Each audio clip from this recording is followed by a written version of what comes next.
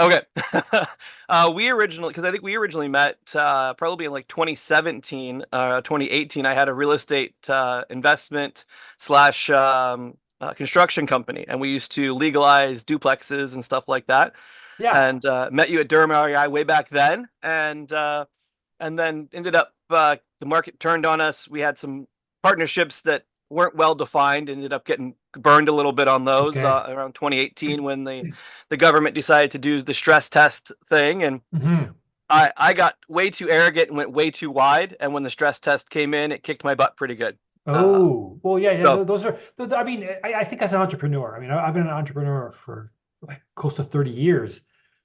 You always have those. You always have those tests that makes you yeah, stronger, and it's yeah. part of it. And it's not for the weak-minded. It's really sometimes tough, but it scales you to a whole new level. I'm curious about. I mean, you seem like you're jumping from one business to another. What is it that you enjoy doing? What is it? Is it starting the business, increasing the revenue on it? Like what is it you enjoy doing part of all this? I enjoy taking something that's basically nothing, Yeah. and then putting the systems in place so that it can grow and expand. And Spoken like a true business owner. No one like talks about business procedures and systems because it's a business mindset. It's not employees don't talk this way. no, no, like nobody really gets excited about SOPs. But, but they're necessary in any business, It whether is. which is how I've been able to cross it over into different businesses. Is the rules of business are the same whether you're in real estate, construction, or window cleaning. I own an Tell import me export the rules business. because I feel at times we all kind of we're reinventing like okay this is nice but we need to reinvent it and or add a few more systems here procedures there. There's always things like do you put it on Google Drive a sheet or do a video on it? How do you go about it? So for us, a lot of our we've modified with the technology. Technology has made SOPs so much better. We started out with 3 ring binders, and Yeah. 20 years ago on my first construction business, and now we can do you can do videos that like Yes. we'll do like for our call center, which is basically my wife and I. We've shot videos where when we're ready for someone to take over doing that, we have a video of us answering the phone, That's asking the same brilliant. questions over and over. And while we do have it on a template where it's actually, where here's the questions you need to ask. Here's the 6 questions we ask every client to give them all the answers they need to book a window cleaning. We've made it so that it's systematized, but then we've also added a video element so that when we're ready to hand that off, because we've already created a I system love it. where I love it. every job in the business has already been figured out. Now, I I might take yeah. all of those positions, or at least a fair bit of those positions already. But once we're ready to hand it off, those positions are already been allocated, and now it's just a matter of training the person for that to fill that hole. Paul, I love the idea that you're already thinking about the end result, the closing part about it, which is so important. Oh yeah, oh yeah. Like that was funny enough, I learned this because um, when I had my construction company, we were doing the real estate, and we got burned in 2018. I left that you know, hurting. Like it was an emotional low. Like, Mm. anytime you lose, you know, when you lose 6 figures, you hurt. Yeah, yeah. um, and anybody that loses, I mean, you can lose 5 figures. You can lose $1,000 and it hurts. Like Yeah. it's one of those things. Well, what did you learn from it? And so learning from that, I realized that I went too wide without the systems to back up my width. So Mm. my vision was big, but because I didn't have the systems in place, like there's a saying, oh gosh, I can't remember it now. It's from Atomic Habits that you'll fall back to the level of your systems. Ooh, that's good. That is And good. and so I basically fell back to the level of my systems, which were basically non-existent. And so I knew going into the next businesses that I needed to have systems in place so that I could create a structure, because the structure will support whatever you're growing. And if you're the only guy, if you are it, if Yeah. you are, if you're the bot, if you're the foundation and everybody else of the company, if you have an emotional breakdown, if you have medical issue or something happens, then Oh, you don't have anything. yeah.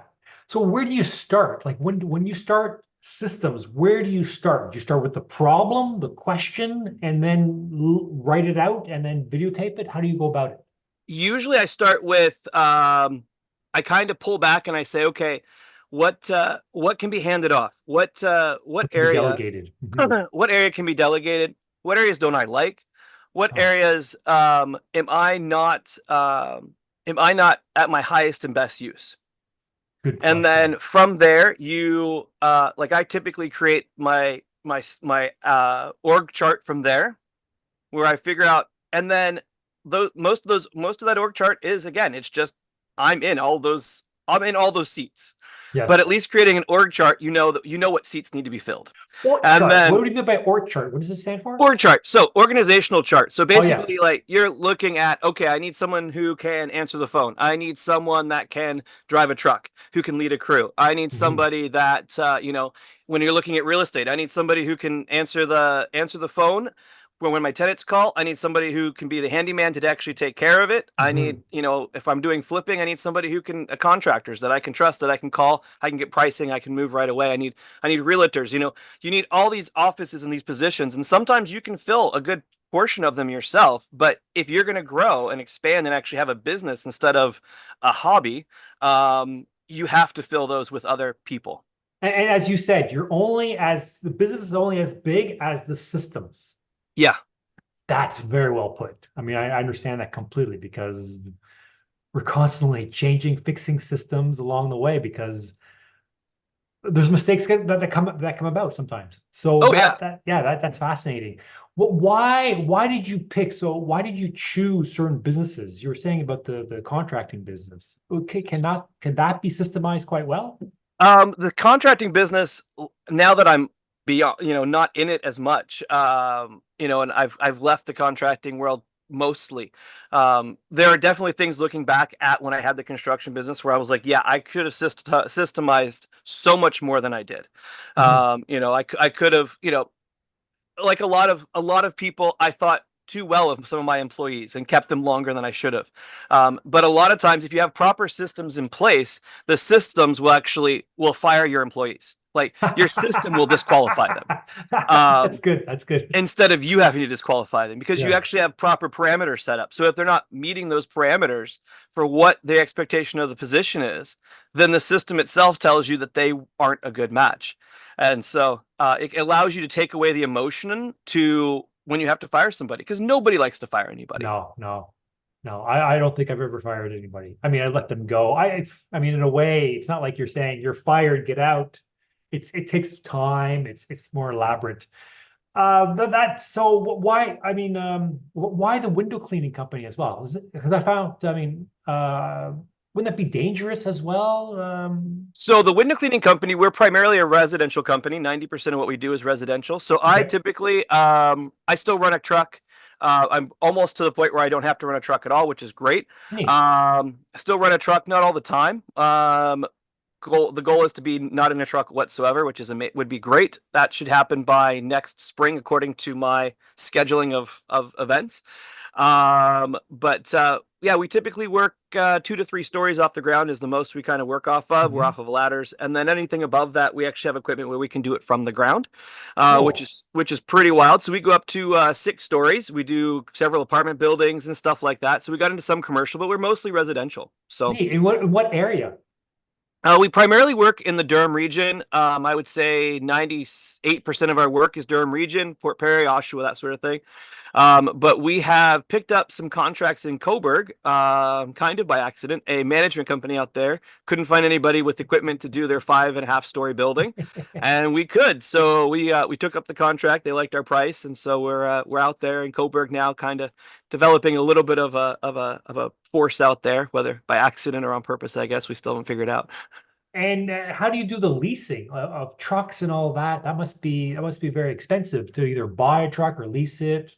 Yeah, so window cleaning can be a fairly lucrative company business if you keep your numbers tight, keep your crews tight. We go through a lot of jobs in a single day. Our record is 18 jobs in one day. That's awesome. Um, so you can pound through some work in a day. On average, we work. We'll do anywhere between 3 to 5 jobs in a day on a normal. But yeah, we buy most of our trucks, we outfit them, we wrap them, we do all the things to make it, basically a driving billboard for us. Yes, yes. And we've got most of the trucks carry between the water feds, which is the equipment that we can do high work with.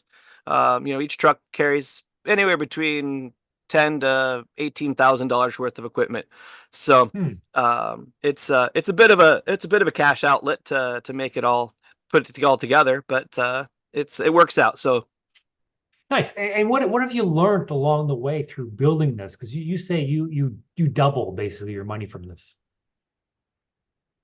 I'm sorry, say that again. What have you learned along the way? Like, what did you implement and learn along the way to basically double your money? Like as you were saying.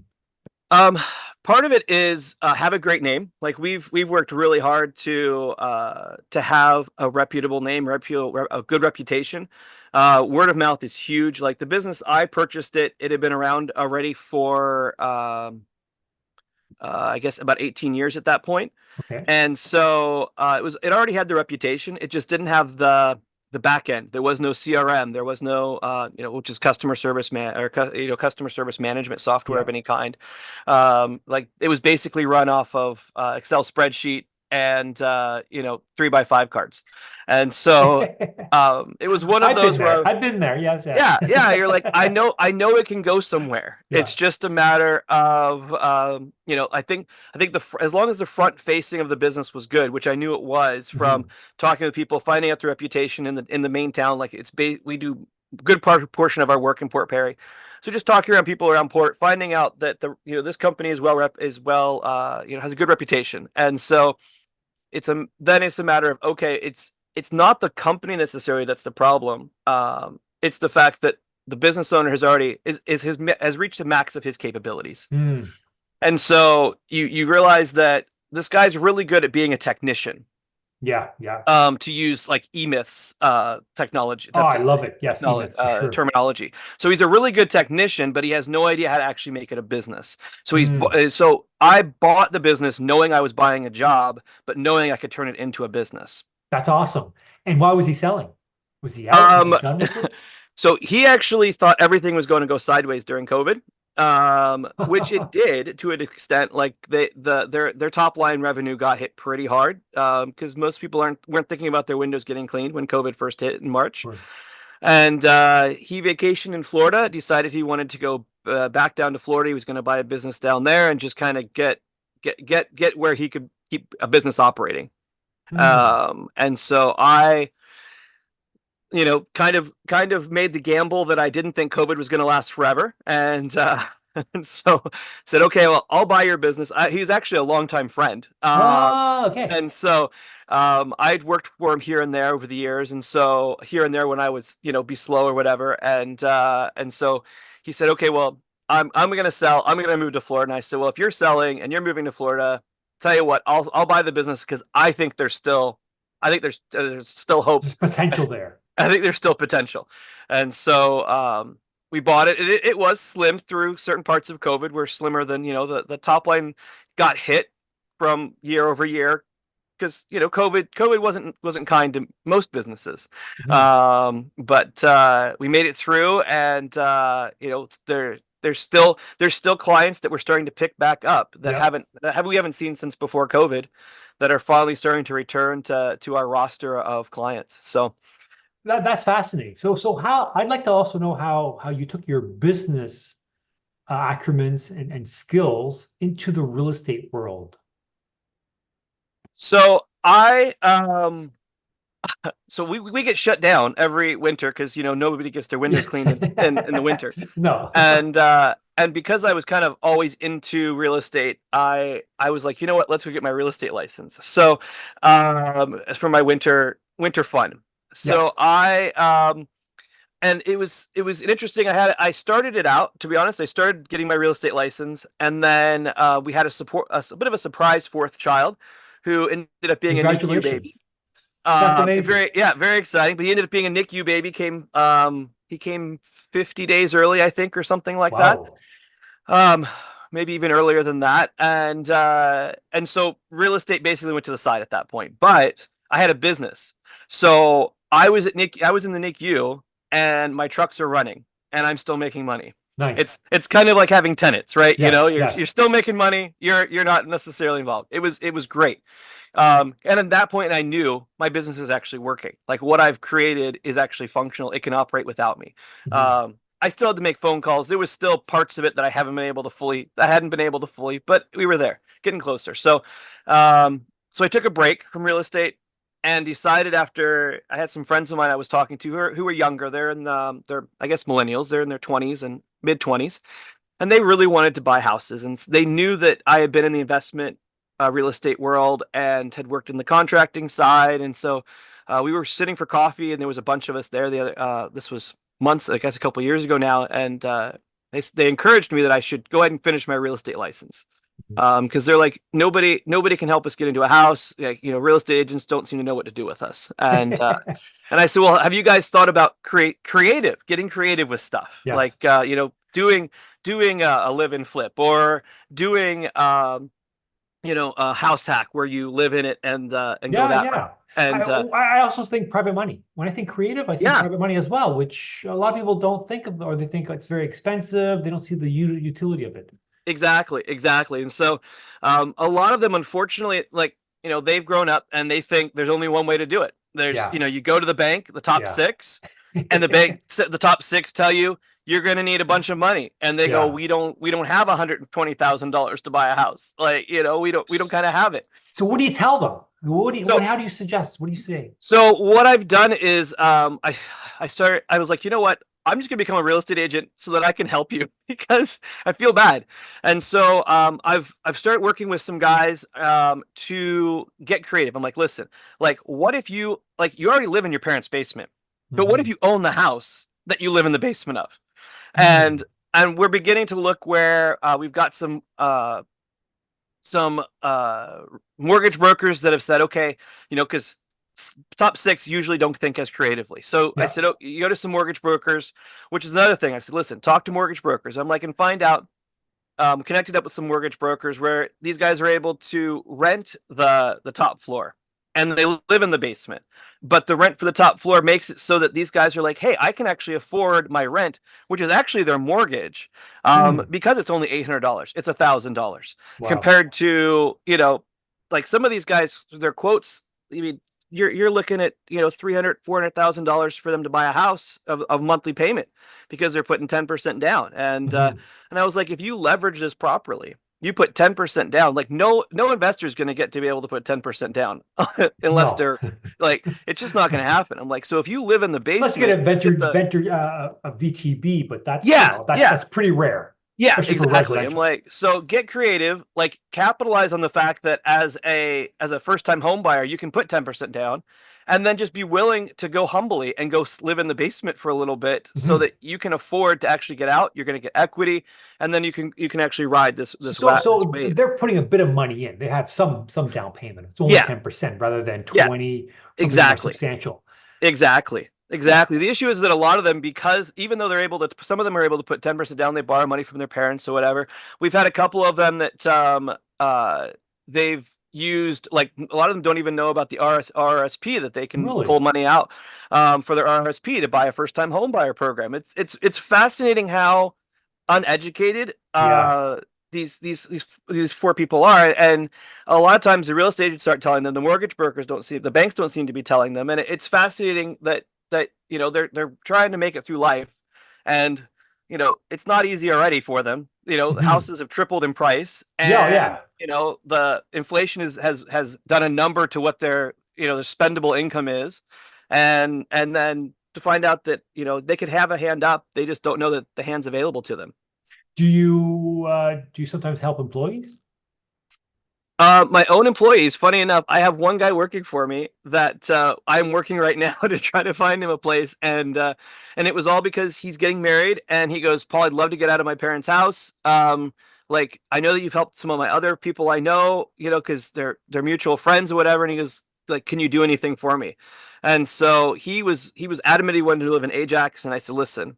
like Ajax market you can't handle. So we are now looking at Oshawa and Peterborough, and he's exploring actually like getting a house. He's super excited because he figured it would be one of those 5, 10 years down the road before it could even be an option for him. So with 10% down, it's much more feasible. And even the 10%, you're suggesting even that 10% can be a loan. Yeah, yeah, like there's depends on the way the mortgage broker how they have the underwriting is set up. But if you get creative with, hey, like you can borrow money from your parents, you can Yeah. pull money out of your RSP to use some of for that 10%. Like there's other ways you can kind of you can thread the needle, kind of so to speak. And their credit score is obviously above 650 or Yeah, 700-ish. yeah, Okay, that's a must. And oh then yeah, you're oh yeah, suggesting that they buy a property and maybe fix the upstairs, rent it out, and live in the basement. yeah.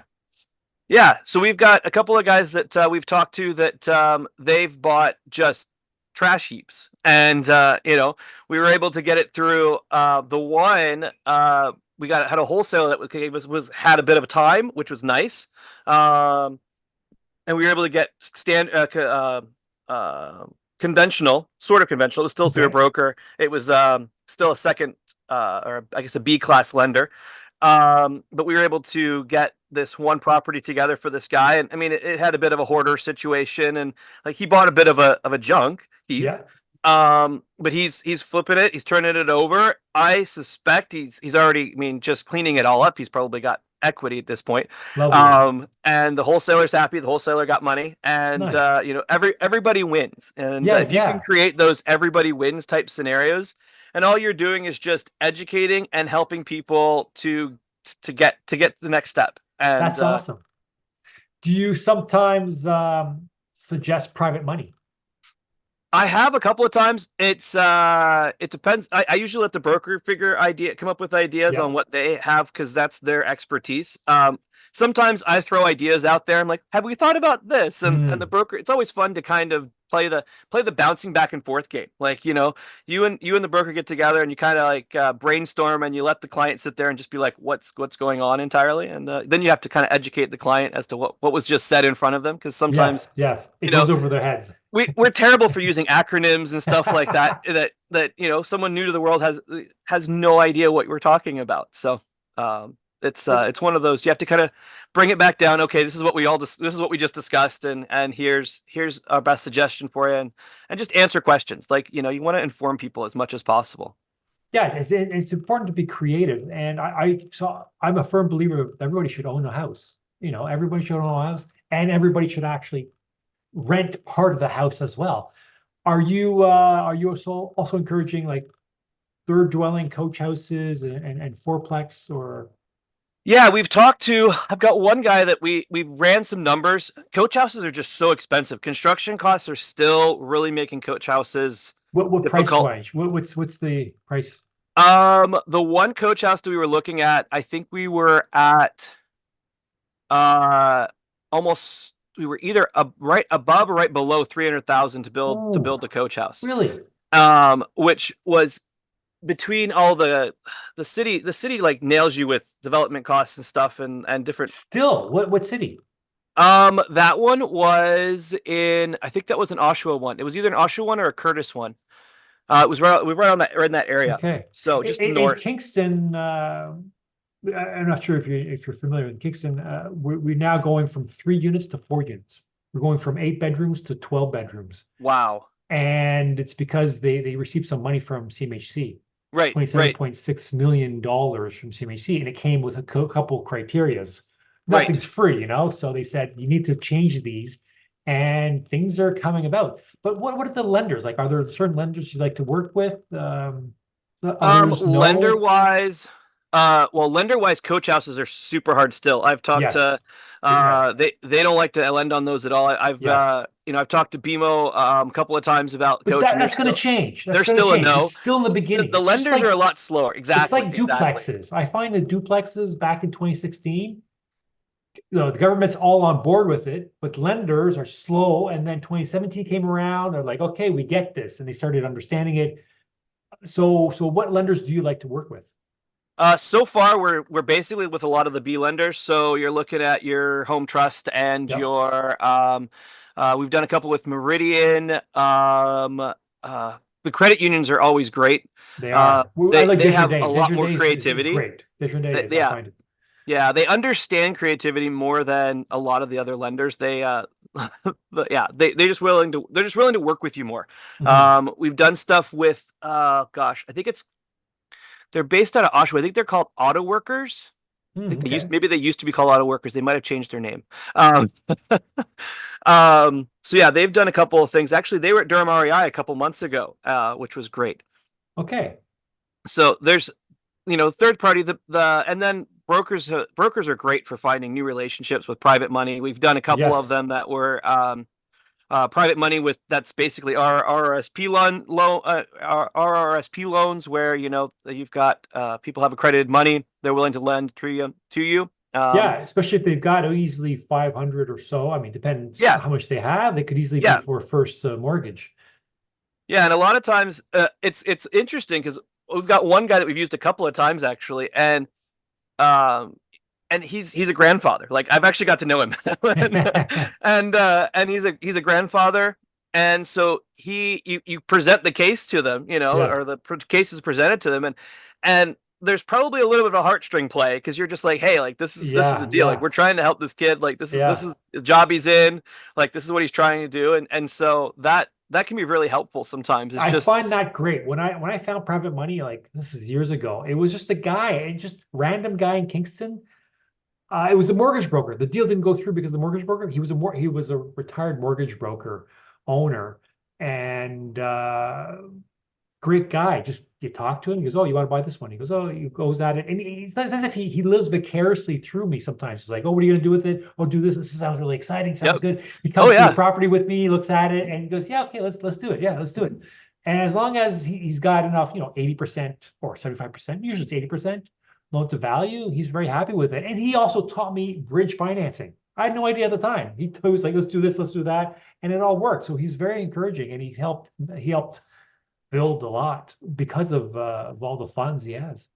yeah. It's one of those situations where like a lot of these guys just they don't know who to talk to, and they Yeah, like most of them they only talk to their generation, and so true. Yeah. by being able to say, hey, like I've got these contacts, and these guys are basically your grandfather's age, but they've been in real estate for 40 years, 50 years, like, and because of that, like most guys you meet in real estate are going to be helpful because they always want to help the next guy. Like they're willing to share their knowledge. Like you do meet occasional jerks, but by and large, most most real I estate agree. guys I love to agree. share. I Love to share how agree. they did it Definitely. and all that Yes. sort of thing.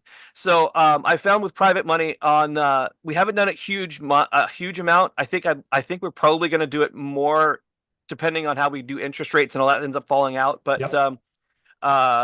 it is fun because these guys want to help the younger generation by and large, and they love to share. They love to share Mhm. it. A lot of times you don't get the the guy getting the money and the guy borrowing the money in the same room. It doesn't always happen that way, but if I can get them together, it's always kind of fun to just watch the young kids just eyes wide as this guy just gives brings down father wisdom kind of thing. That's awesome.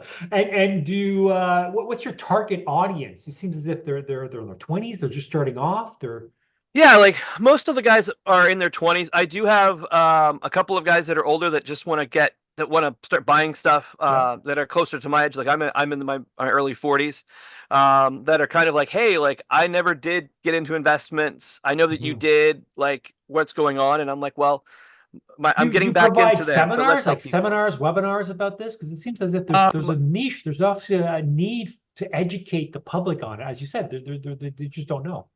Yeah, there is some, but most of the ones that I have found are actually either for real estate agents only Yeah. or are closed entirely. Like I just was a friend of mine who's a real estate agent just went to one up in Barrie on like how to buy foreclosures and stuff like that. And he goes the guy who was teaching the class said this has been a closed class that I would only teach my select few that for the last decade, and I finally decided maybe I should start opening it up to other people that aren't my close group of collective people. And so the knowledge is starting to get out there more.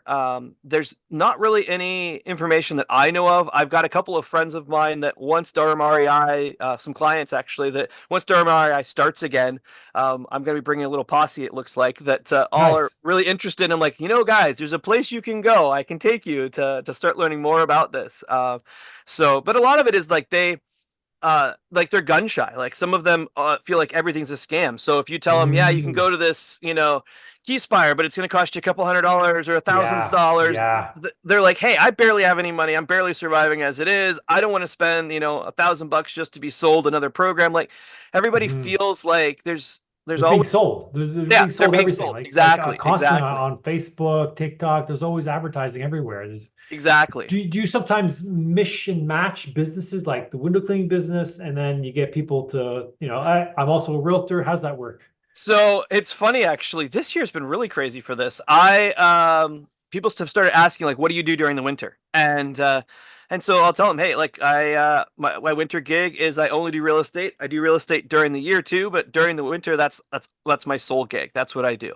And so I've now picked up a retiring people, which are client window cleaning clients we've had for years, and they're retirees, and they're like, Yeah. hey, we need to downsize.